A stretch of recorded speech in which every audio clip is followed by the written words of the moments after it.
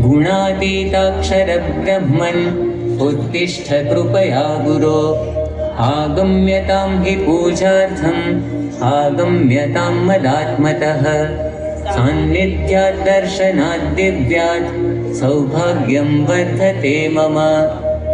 मध्ये अवतारिणं परब्रह्म श्री स्वामिनारायणम् आवाहयामि स्थापयामि।